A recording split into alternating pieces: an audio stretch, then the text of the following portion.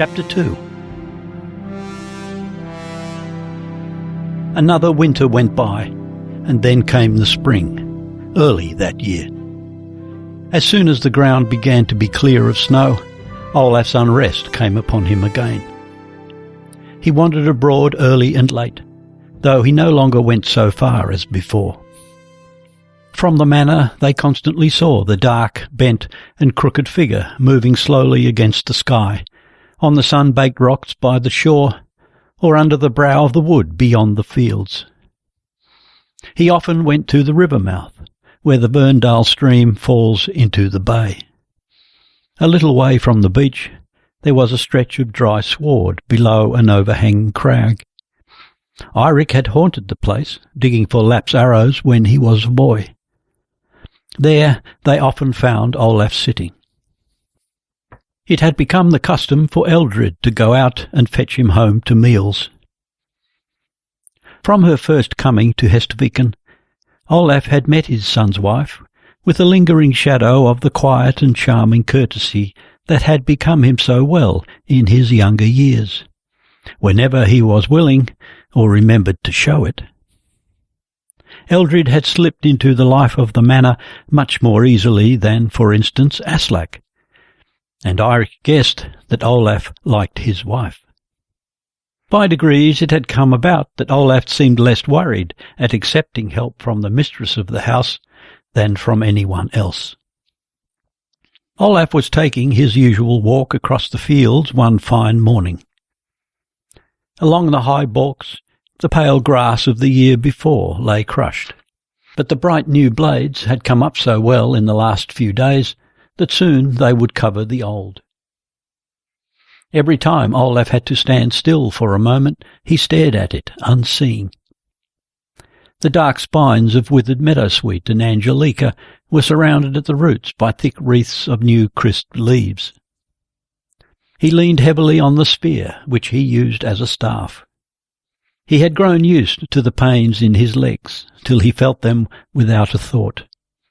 His sound leg ached in the joints, and was always tender and tired, but the half-dead one was full of a dull pricking and shooting.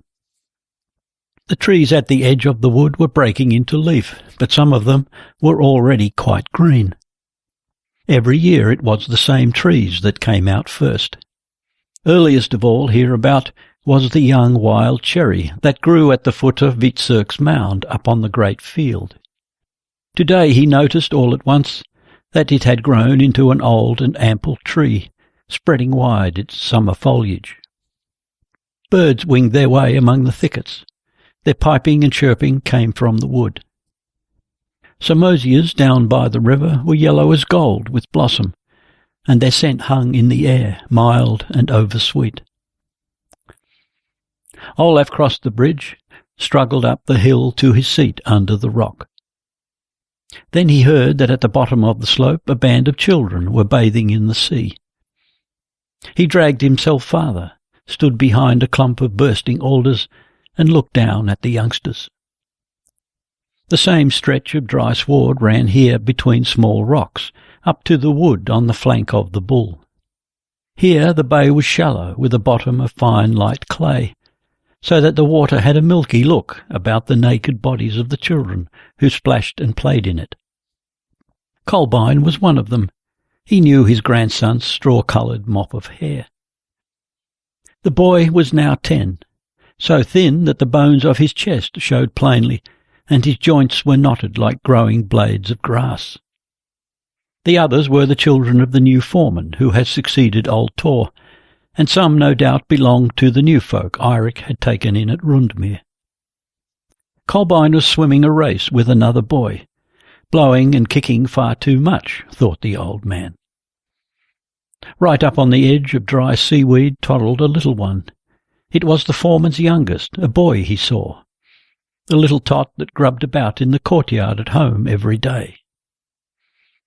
Now and again he gave an angry yell, for the rocks pricked his feet, but no one turned round to look at him, and so he managed to get along by himself. His sister, who must have been in charge of the little ones, sat on a big rock far out in the water, and before her a tall, handsome boy stood in the water up to his middle. These two were older than the rest, perhaps 12 or 13. The girl took the mussels which the boy opened and handed to her. She was white and fair, her bosom slightly rounded already, her dark hair dangling down her back. All at once it seemed it could not be 100 years since they had been the two biggest of the band of children who played about the tarn in the forest to the north of Fretestein. It was more like a dream he had dreamt, and not so long ago. The fat little boy had come right up to the grassy slope. Solemnly straddling, with stomach thrust out, he came along, and at that moment Olaf descried, just in front of where he stood, and right in the child's path, a great adder sunning itself on some stones. He went forward. Instinctively he walked more steadily as he hurried to where the snake lay. But as he was about to thrust at it with his spear, it raised its head, hissed, and struck at the flashing steel, then glided in under the stones. The little child had set up a howl. When Olaf looked back, the children stood at the edge of the water staring, while the big sister dashed towards them, splashing the water all about her. A while after, as he lay beneath the crag, the children came walking past along the path hidden by the bushes. They were on the way home. The big sister was leading the little boy by the hand, hauling him after her as she chatted to her friend. "No, we are not afraid of him. Mother says we have but to make the sign of the cross when we see him, then he cannot harm us. But he is an ugly sight, Olaf the Bad. He has been like that since he stood before the church door in Oslo to take his oath upon the book. A false oath it was, and then he was struck. His left hand is black." Instinctively Olaf looked at his palsied hand. It was not black, nor does one make an oath with the left hand. It was surely nothing but child's talk. Although, could children have made up about the oath and the name, Olaf the Bad? The sign that he waited for. He watched for it everywhere, in odd or even, in the games of a band of children and the words of a little girl. In the evening he saw the child again. She was walking with her mother and one of the serving women toward the break of the woods, and they carried pails and pans. They were going to the summer byre. No, there was nothing in her now that recalled Ingunn. He had never noticed before what they called her. "Reidun," said her mother. When Reidun found that he was looking at her, she seemed confused and furtively crossed herself. Olaf had slept but a short space, he thought, when he was awakened by the sharp pain under his ribs. But tonight it was worse than ever before, and he was cold too. An icy chill had lodged between his shoulder blades, and when he breathed it seemed to run over, making the cold sweat trickle down his body. His hands and feet were as cold as clammy stones. He must have lain too long on the grass today, he decided. Old wreck that he was. Then came a sudden wave of heat, hotter and hotter, till his head and body were aglow, but his limbs were still as cold as lead. The heat seemed to stream from the great lump of pain that lay embedded in his body at the edge of his chest. It was as though he had a red-hot stone there, and the stinging pains that shot out from it, up into his lungs and through his entrails, filled his whole frame with torment. A ceaseless flight of sparks went on within him. Now the rain of sparks reached his head and flew around within his skull. The skin outside was all a creep. Now he saw the sparks. They swarmed in the darkness, which turned round and round, and the couch beneath him turned, but the ball of pain under his chest was in a ferment, so that he trembled with the effort not to groan aloud, and the sweat ran off him in streams, till the qualms forced their way upward, dilated chest and throat, filled his mouth with blood and loathsomeness, and then the surge of rusty blood burst the dam of his clenched teeth. It gave relief as soon as the vomiting was over. He lay relaxed, feeling the pains ebbing back to their source, and now it hurt him in a clean and honest way, like a wound.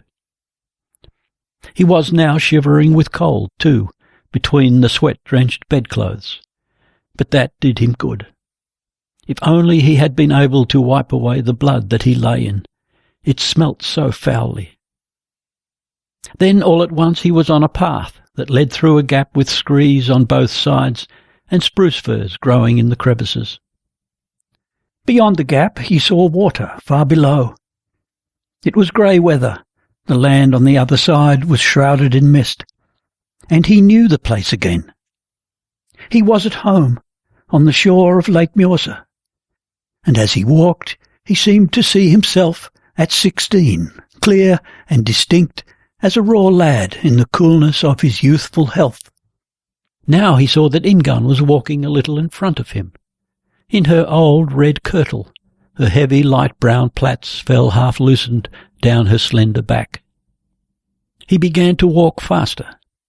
She sauntered ahead without hurrying, but press on as he might, he did not gain upon her. It was still just as far between them. He carried a spear on his shoulder. It was one he had hafted for her, with a red shaft and a short point, but after he had given it her, he had always to carry it for her. It had grown so heavy, heavier and heavier it grew, till his shoulder ached and he was bent double, and Ingunn walked there before him, and he could not come up with her. Then they came down to the shore, walked along a bay. There was a beach of fine white sand with a dark edge licked by the waves, and the waters of the lake were grey. He still saw Ingunn far away, and the spear he carried on his shoulder weighed him down, and in his chest he had a smarting wound from which the blood gushed out. He saw it run down upon the sand, which sucked it up with 1,000 greedy little mouths. Olaf awoke in pitch darkness, knew that he had cried out. He heard someone tumble out of bed in the room beyond and strike a light. Soon after Eirik appeared in the doorway with a burning torch in his hand, naked in his cloak, with the flaps of it tied about his waist. "Are you sick, father?" Eldred appeared behind her husband. They threw the light upon him. "He has thrown up again." Eldred found a rag, wiped him and the bed, while Eirik raised his body. He was heavy with sleep and went clumsily about it, so that Olaf could not repress a low groan. The sparks of pain began to whirl within him again. "'Tis all blood and gore." "He has been in a sweat. Better lay more over him." Eldred fetched a skin coverlet. "Shall I carry you in, father, to the other bed?" Olaf rolled his head in refusal. He lay powerless among the pillows. "Then I must lie in here. It were unwise to leave him alone tonight," said Eirik to his wife. Olaf rolled his head again, raised his sound hand deprecatingly. The two went back and lay down. Again Olaf's pains receded to their centre fairly quickly.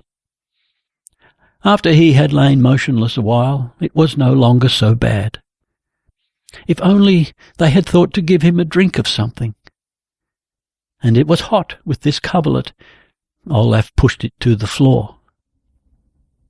Otherwise he did not suffer so much now, only for the pain that was lodged under his ribs and seemed to swell over his chest with every breath he took. Presently he thought his body was like an old craft that lay half sunken on the beach, and every wave that lifted it loosened the planks more and more from the timbers.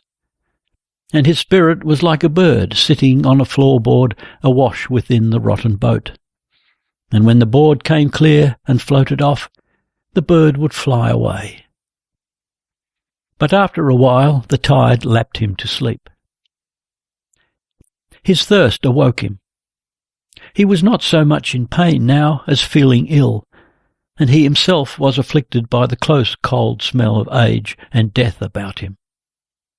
He could not remember if he had dreamt or what, but he had come out of his sleep with the feeling that within the worn and tortured old body, which now wrestled with death, he himself was a young prisoner.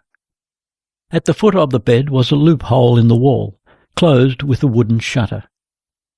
Olaf lay tormented by thirst and shortness of breath, and thought he would get up and open it. 2 or 3 times he raised himself slightly, but as soon as he moved, he felt that the pains were making ready to rush upon him. Then he did it in spite of them. One wrench, and he was on his knees at the foot of the bed. Flung forward over the bedstead, he lay waiting till the excruciating throes aroused by the sudden movement had raged their fill. A fresh whirl of pain sparkled all over him as he took hold of the pin of the shutter and pulled it toward him. It was stiff. Olaf clenched his teeth, swallowed his cries, as the red-hot devils raged within him. But then he sank back against the horse's head of the bedpost with the pin in his hand. It seemed the hardest pull he had given in his life, and the tears poured down over his ravaged face as he breathed the morning air which blew in upon him. Outside it was light, a white morning, and the birds were awakening. He swung himself out of bed and staggered to his clothes. In a way he was himself aware that he was only a mortally sick old man, struggling with a hand and a half to hitch on some wraps in the dark room. And it hurt him so much when he moved that tears and sweat ran off him, and he ground his teeth lest he might howl aloud and wake them in the outer room. But at the same time he felt that within him was himself, engaged in breaking through a ring of foes, trying to ride them down. Memories of all the fights in which he had borne arms loomed before him as presaging dreams, but now it was in earnest, and he struggled furiously to force his quaking limbs into obedience. Groping along the wall, he came out into the great room, found his way to the door of the anteroom, and opened it. From there he reached the outer door, and accomplished that. Then he stood on the icy doorstone, barefoot in cloak and kirtle. The morning air blew into him and filled his aching chest. It hurt, but more than that, it did him good. He looked up at the cliff that rose behind the roofs of the outhouses, with green grass and bushes clinging to its crevices, and every leaf was still and waiting. The fir forest above waited motionless against the white morning sky. The fjord he could not see, but he heard it moving gently at the foot of the rocks, and the murmur of the wavelets over the shingle. He must see the water once more. Supporting himself with his hand on the logs of the wall, he made his way along the line of houses and stood leaning against the corner of the last in the row. The path leading to the waterside wound lonely and deserted by the side of the good acres. Brown carpet which crept into the shelter of the lookout rock. The corn was sprouting thickly with green needles. Down below the path came to an end. The sheds leaned listening over the sea which swirled with a faint splash about their piles. Olaf let go his hold of the corner of the men's house. Swaying, he walked on without support. A little way up the lookout rock he climbed, but then sank down and lay in a little hollow where the dry, sun-scorched turf made him a bed. The immense bright vault above him and the fjord far below, and the woods of the shore, began to warm as the day breathed forth its colours. Birds were awake in woods and groves. From where he lay he saw a bird sitting on a young spruce upon the ridge, a black dot against the yellow dawn. He could see it swelling and contracting like the beats of a little heart. The clear flute-like notes welled out of it like a living source above all the little sleepy twitterings round about. but it was answered from the darkness of the wood. The troops of clouds up in the sky were flushing, and he began to grow impatient of his waiting. He saw that all about him waited with him. The sea that splashed against the rocks, rowan and birch that had found foothold in the crevices, and stood there with leaves still half curled up. Now and again they quivered impatiently, but then they grew calm.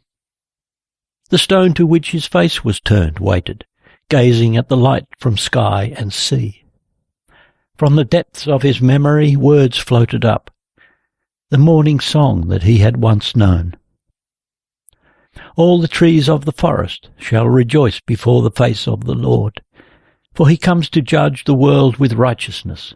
The waves shall clap their hands.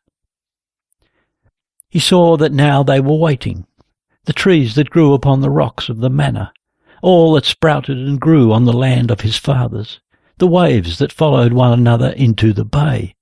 All were waiting to see judgment passed upon their faithless and unprofitable master.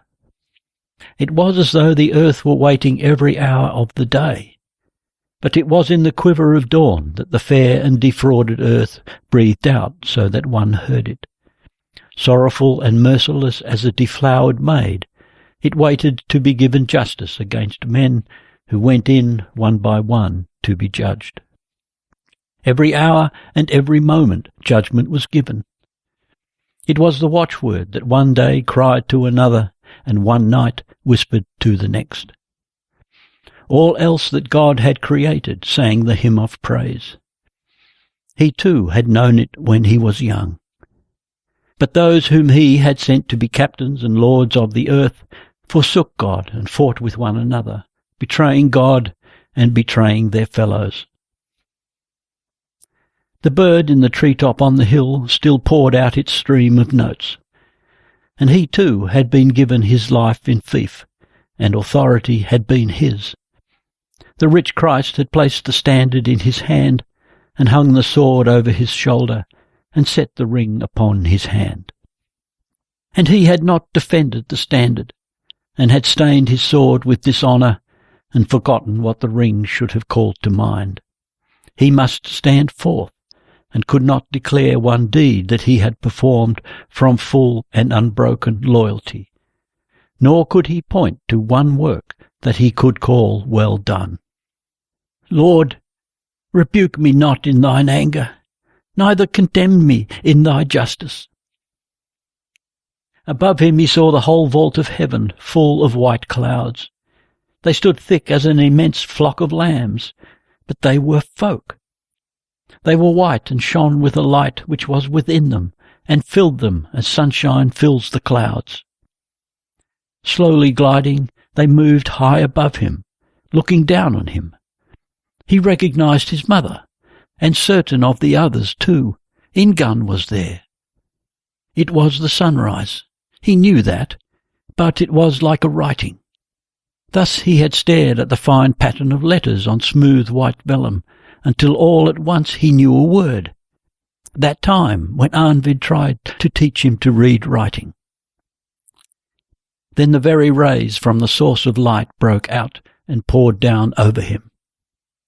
For an instant he stared with open eyes straight into the eye of the sun, tried even, wild with love and longing, to gaze yet deeper into God. He sank back in red fire. All about him was a living blaze, and he knew that now the prison tower that he had built around him was burning. But salved by the glare that surrounded him, he would walk out unharmed over the glowing embers of his burnt house, into the vision which is eternal bliss, and the fire that burnt him was not so ardent as his longing.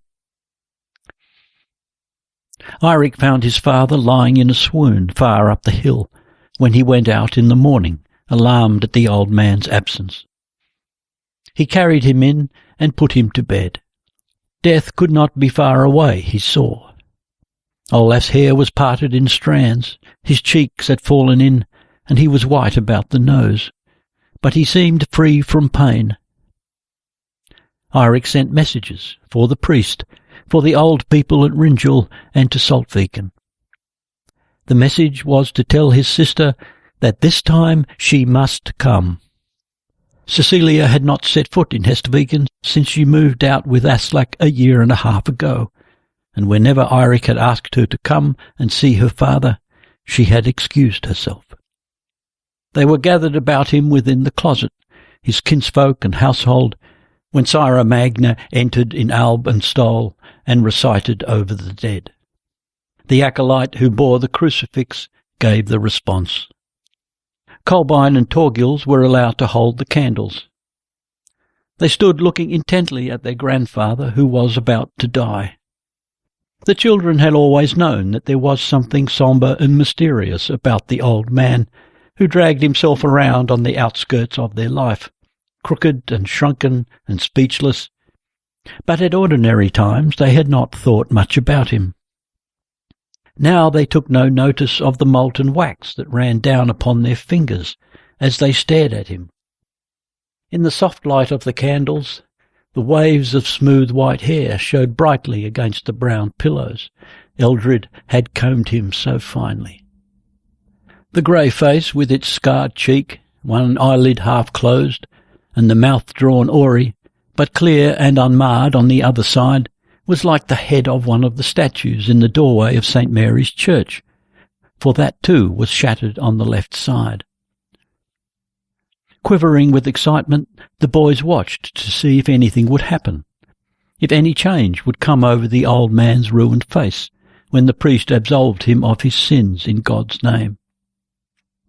Beside the standing figure of the priest knelt Uncle Eirik, motionless as a statue. He kept his grizzled head bent, and in his hands, which were hidden by a cloth of fine linen, he held the manor's best silver cup with 6 little tufts of snow-white wool. In a clear voice he said the responses together with the acolyte. The boys understood nothing of the prayers, but remembered to bow their heads whenever they heard the name of Jesus or Gloria Patri. Then came the question in Norse to the dying man who had not been able to make any confession.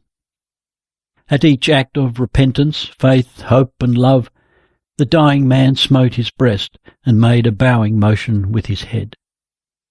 In his one living eye, which reflected the flame of the candle, the boys looked into a world of which they could form no idea, but the shattered half of the face was not made whole, as they had almost expected. Afterwards the priest and their uncle said the Kyrie, and Sira Magna read out of his book a long, long prayer, and called their grandfather by name, Olavus, while Eirik lowered his head yet deeper, and behind them they were weeping, Una loudest of all. Eirik's forehead nearly touched the floor as the acolyte said the Confiteor. They knew that, and then came the absolution. Misereriator and indulgentium. They had never before seen a dying person anointed, and their eyes followed the priest's fingers as he took the tufts of wool one by one out of the cup in Eirik's hand, moistened with oil, and smeared the sign of the cross over their grandfather's eyes and ears, nose and mouth, and the backs of his hands. Last of all, Eirik, otherwise remaining motionless, raised with one hand the blanket from the dying man's feet. Thus with the chrism of mercy were blotted out all the sins he had committed with sight and senses, with word and hand, and every step he had taken from the right way. And now the children waited with a sore longing for it to be over, for they were tired of standing still and holding the candles, and Eirik's back and shoulders kept moving as though he wept, and his voice was husky as he said the responses. In the afternoon they were out in the courtyard. They knew they must not play any game, for Sira Magna was to come back at evening and bring Corpus Domini for their grandfather. But after a while they forgot themselves and made a good deal of noise. It was not so often that Kolbein and Audun saw their brother Torgils, and then they had to discuss with the foreman's children the wonderful thing they had seen that morning. Reidun had been in the closet with the rest, and she had seen that the black hand of Olaf turned white when the priest anointed it, and Kolbein and Torgils agreed. They saw it turn lighter at any rate. Then they were sent for to the women's house. The old people from Ringel were resting there, and their little red-haired brother Gunnar had learnt to walk since the big children had last been at Saltviken. Audun remembered that this was the first time Gunnar had been here, and so they took him into the yard, till Aslak came and told them to be quiet. Eirik and Cecilia sat alone in the old house. The smoke vent was open, and the evening sun shone down and gave colour to the thin column of smoke that rose from the last dying embers. Higher up, the trailing smoke began to curl and wave. Then it spread out under the roof in a light cloud. The two sat watching the play of the smoke, and from outside came the sound of shrill boys' voices and little feet running on the rock. Presently the son got up, went into the closet, and looked at the sick man. "He is asleep now," he said as he came back. And after a moment, "When he wakes, you would like to speak with him alone a while, I don't doubt." "Speak with him is more than any can do now, Eirik. Say to him what you have on your mind. We have already bidden him farewell, all of us. What more is there to say?" "Cecilia," said Eirik, dropping his voice, "don't you think that father has noticed it? In all these 4 years you tried not to see him. If he came into the room where you were, you left it if you could. No, I have not forgotten. He gave you grave injury that time." "That I forgave him long ago," said Cecilia quickly. "It is not that. But can you not understand, brother? If it was gruesome for you and Eldred to have him before you here, neither alive nor dead, then it must have been worse yet for me, when you remember all that happened before his life came to such a close. Do you remember? I raised the axe against him. And God knows it was not my fault I did not kill my father. Judge then if it has been a light matter for me to see him in this state for 4 years.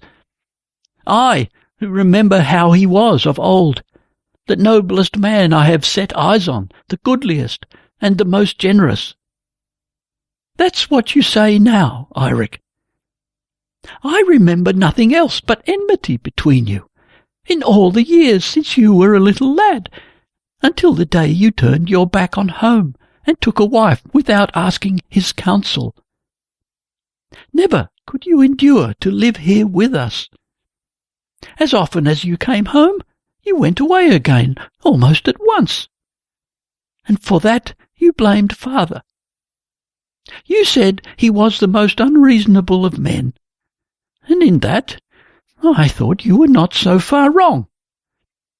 Unreasonable he often was with you, and hard to live with for all of us. But I tell you, I have forgiven him with all my heart, as a Christian woman should. It is well that you have forgiven him, as a Christian woman should." Eirik could not help smiling faintly. "But don't you think that is little enough between daughter and father?" All at once Cecilia's eyes filled with tears. "I have been a good obedient daughter, Eirik. None of you knew Jorund rightly. God rest his soul, but I have wondered many a time that I did not do what father believed I had done. I think it was no sin in me that I was not minded to stay here and have him before my eyes, as he haunted this place like a ghost of all the torment that was worse than being broken on the wheel. When at last it had been given me to share my lot with Aslak, and I could say, I too, I am glad to be alive. Above all, since I do not believe father has longed to see me more than I have longed for him, That you cannot tell. It is true, father was harsh and silent at times. But judge him by his deeds, Cecilia. I warrant you never saw a man who acted more nobly and as becomes a Christian in all he did. The first to hold out 2 full hands to the poor, the first to open his door to widows and whomsoever craved his protection. I think your Aslak could bear witness to that. It was not so safe then, in the days of old King Hakon's power, to harbour an outlawed manslayer. You have no right, you and he, to bear a grudge because father did not give him to you as well, as soon as the boy cried for you. Have you heard that father ever won a penny of goods, or a foot of land, by dishonest dealing or oppression of a Christian man? Not the veriest scoundrel in the countryside has ever dared to utter a word that could stain father's name or honour.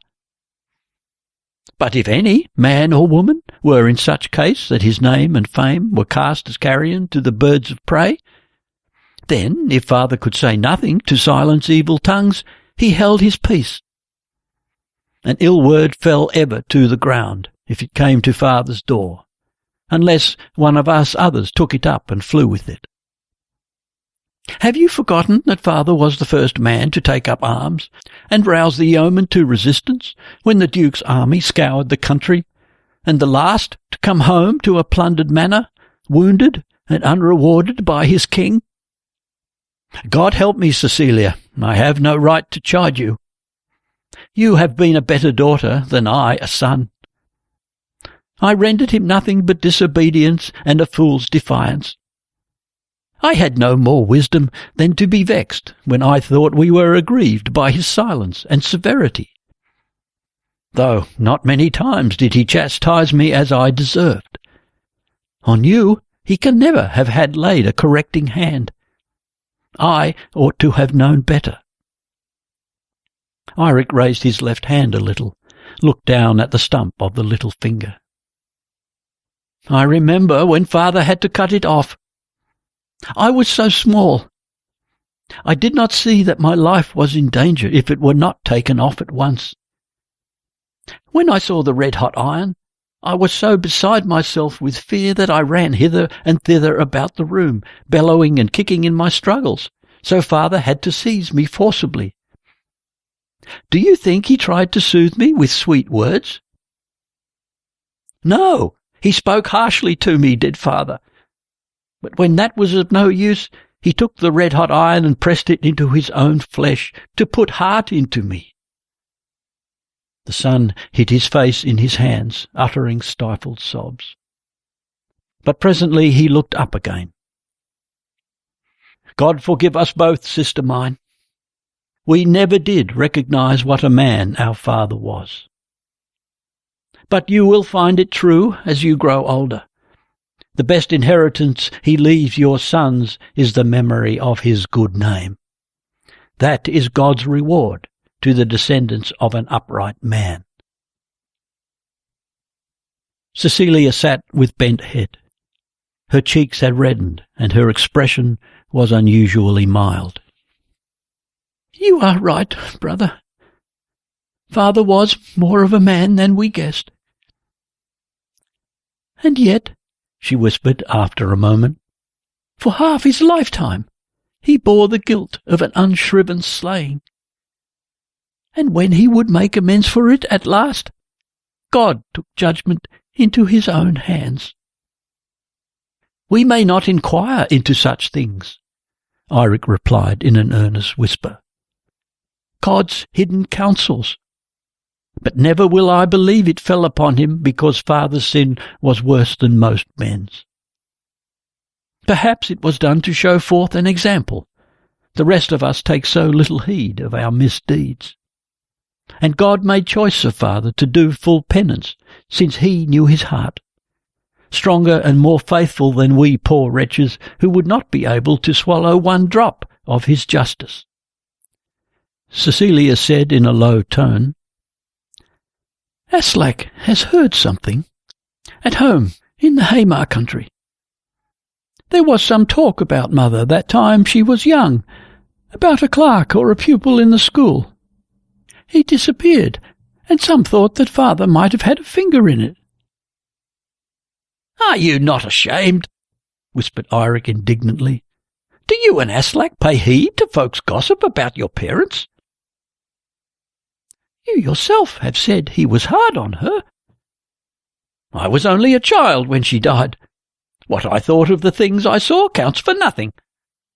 Perhaps that was what weighed most heavily on him, to endure his marriage with patience. They were so unlike, and she was ailing from her youth. God must judge between the two. No man goes through life without sin. Eirik rose, took a few paces toward the door of the closet, and came back to his sister. "It may be as well that I tell you now. I had meant to announce it to you and Aslak at the funeral ale. When father is committed to the earth, I shall go back to the convent, so that all he leaves behind will be yours, except that which Eldred and I will give for the repose of his soul." Cecilia was silent a long while. "Is Eldred at one with you in this?" she asked at last, a little incredulously. "Yes. She goes to Gimsoy. Whether she will take the veil, I don't know. She doesn't know yet herself. But she will take the vow of chastity and dwell there." "Is it for your father's soul that you do this?" asked his sister again. "Yes, and for my own, and for Jorund, and for you and your children. For all of us who are rebellious and defiant, when God lays a heavy burden upon us, and who forget him wholly or in part when he showers his bounties upon us." This he left unsaid. "Have you told him this?" "No. Father was never a man to care much for words and promises. Time enough for him to see it after he is dead." A moment later Cecilia started up. They heard Gunnar screaming outside in the courtyard. His mother hurried out. Eirik went into the closet to the sick man. In the dim light he saw that Olaf lay with one eye open. He was hot and his breath was laboured. But Eirik guessed that he was conscious, and wondered whether the old man had heard anything. He looked at him so strangely. Olaf had lain awake, and had heard sentence passed on his own life by the mouth of his son. Meanwhile an image hovered before his vision. It was the frenzy of fever, but not so violent that he did not know it for what it was.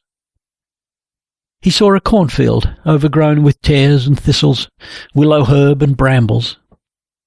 The weeds flaunted their red and yellow flowers in the sun, and the corn was so choked by them that no one could tell that the ground had been sown. But out in the field there walked someone. Sometimes he thought it was his guardian angel, but sometimes it was Eirik. A friend who did not ask whether the dying man had done him wrong, but thought only of gathering up the poor ears of corn that he could save among the thistles. It should not have been so. His life should have been like a cornfield, swaying clean and bright and ready for the sickle. But there was one who had been able to find a handful of good corn, and would lay it in the balance. Kolbein came to the door, and eagerly announced that now they could see Sira Magna's roan horse down by the bridge. Eirik lighted the candles, gave one to the boy, and they went out. The crag that rose behind the line of outhouses seemed to stand out vaster and more immovable now that it was bathed in the late yellow sunlight. The firs shone with their hard red stems and branches washed light after the winter's snow, and above was the burning blue vault of heaven. Eirik thought that never before had he seen so plainly how infinitely deep was the ocean of sky, and against this depth the firm rock was more rock, and furs were more intensely furs than he had ever guessed before. The wakeful eye which watched over all rested upon every single one of the midges that danced before him in the air, and knew every pulse beat in his body. And in the likeness of the bread he came, borne by the priest on the great horse which was now mounting the hill by the barn, to give himself as food for his own. The groom who led the horse rang the silver bell. The housefolk had come out and were kneeling in the yard. Cecilia had her little son in her arms, Aslak and the boys by her side. Kolbein and Eirik knelt before the door of the house with their candles, whose flames were almost invisible in the sunshine.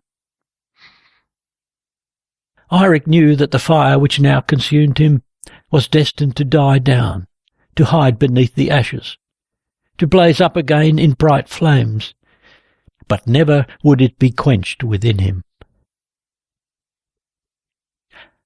At the funeral feast for Olav Audunsson, Eirik announced his and his wife's determination, and at midsummer he and Eldred had made division of their estate. He accompanied her to Gimsoy, and thence he went straight to Oslo and resumed the habit of the order in the Minorite convent. The ceremony was a quiet one this time, on a weekday morning during one of the first masses. No others of his family were in church than Aslak Gunnarsson and Cecilia.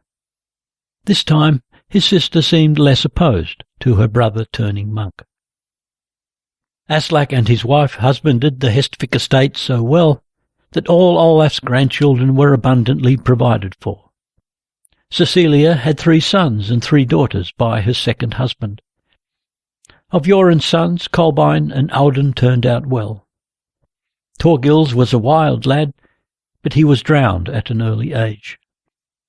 Eirik always impressed it upon the youth, when they visited him at the convent, that their worldly prosperity was a reward for their grandfather's pious and manly life, and he could quote many sayings from Scripture to this effect. The boys were fond of him and had great respect for him. They had never known him except as a barefoot friar, and he was a pious friar, diligent in tending the sick, whether in body or soul. Book learning he also acquired with years, and he was the convent's gardener most of his time.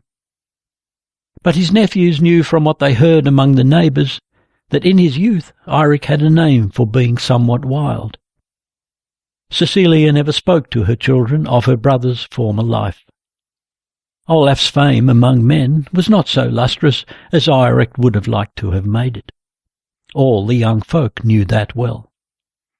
A bold warrior he had been, and a good, honest franklin, but odd and unsociable, a joyless companion in a joyful gathering.